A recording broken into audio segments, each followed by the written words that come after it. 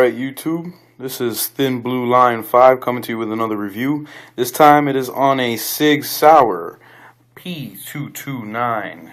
That is the baby right there. As you can see, the magazine is not in it. It is not loaded. You can see in the chamber, nothing in the chamber. No magazine in the gun. Alright, before we begin, I'm going to do some shout outs. I'm going to shout out my boy 77 Killer Brian. Good dude, always has some good stuff on his channel. Always has a new gun.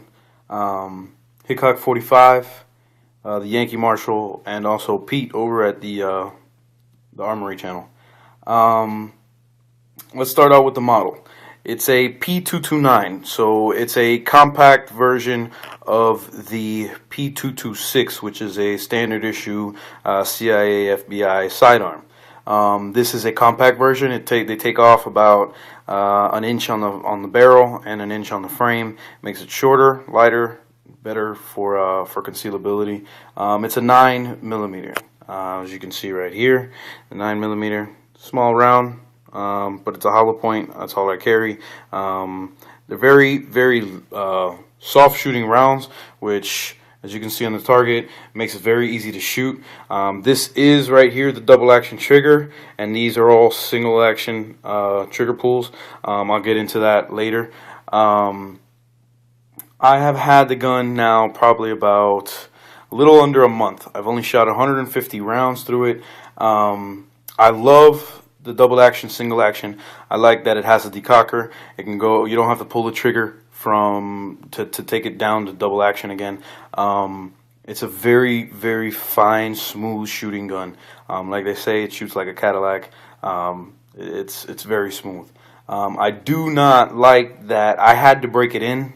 A lot of people have told me they've never had to break in SIGs, but I was having trouble with probably every 10th round failing to eject and double feeding another round into the chamber.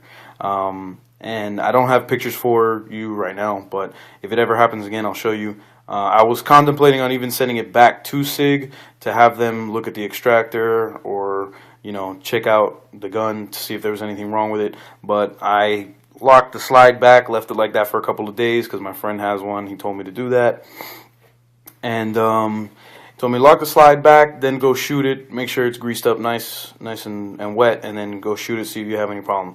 I shot 50 rounds through it, all full magazines, 1 round, 2 round, 10 rounds, all like that, you know, didn't have a problem. So I'm hoping that it did break in, but if I have another problem with it, I'll let you guys know. The size, the slide length, the overall length is 7.1 inches from the back where the hammer is, where the beaver tail is, to the front of the barrel. The width, it's 1.5 inches thick. It's not very thick, but I mean, you know what you're grabbing when you have it in your hand. It's a very, you know, they say it's heavy, but it's because it has an aluminum frame and a stainless steel slide. It makes for smoother shooting, less recoil, lessens the recoil. Like I said, it does have a decocker. You see how the hammer's back? Without having to pull the trigger, you press this lever all the way down till it clicks, and then you let the hammer go forward, and now it's back to double action. Alright, let's see. With the magazine fully loaded in it, it is 32 ounces, so it is pretty heavy. Pretty hard to conceal a heavy gun, but I mean, it really depends on the holster and the belt that you have. Like I said, it is a 9mm. It's a small round, soft shooting round, but that attributes to the accuracy. The magazine capacity, these magazines are Sig Sauer magazines. They hold 13 plus 1. I have seen Metgar mags. Metgar has 15 plus 1. Those are aftermarket. You'd have to pay pretty penny for those. It was like 80 bucks for them as of right now, which is, we are in late April of 2013. The ergonomics, it really feels like when you're holding it, it's meant for your hand. I can't really think of another gun except for Smith & Wesson M&P that feels better in your hand. It's really meant for medium to large hands. I do have a large hand, so when I grab the gun, you know, I get a full full purchase on the gun. I like how it sits, you know, nice and high. The bore axis is high, and since it's a small shooting round, it's a small hitting round. It really lessens the recoil, and it makes this gun very manageable. The trigger, like I said, we would get into. Very, very, very important to note. This gun does have a double action to single action, meaning when you have a bullet in the chamber and you had just loaded your magazine, that you let the slide go forward.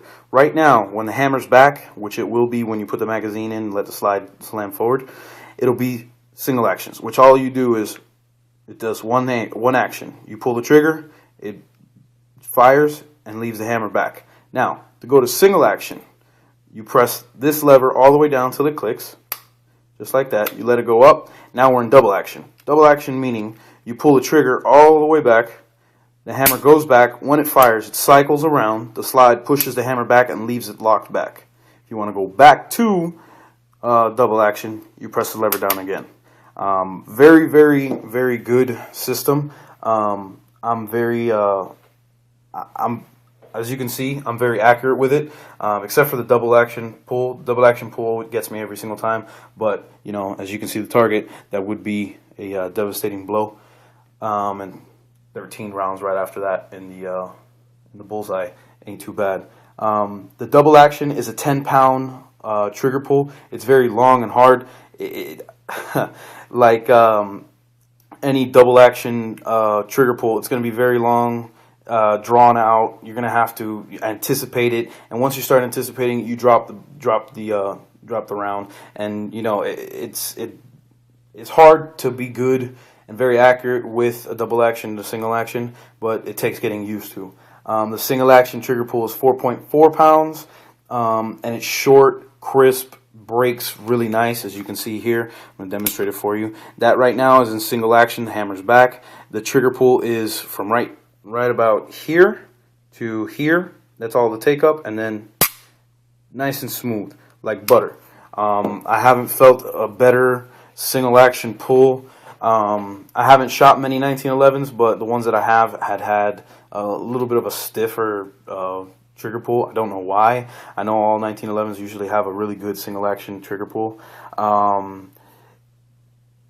To me, it shoots just as smooth as the 1911. I know that the 1911s are 45s, but you know, for a 9mm, this shoots very, very smooth. The sights that it has on it are factory Sig night sights. They call them Sig Light. Very, very bright, glowing night lights. I believe Sig contracted Maple Light, and they make their own, you know, brand for them or whatever. But they're very good, very bright. Very, very noticeable at night. And I mean, that's about it, guys. If you have any questions, comments, or concerns, go ahead and leave them in the drop box. If you have anything you want to ask me about this gun, just go ahead and ask me. Please subscribe if you like the video, and guys, once again, please stay safe.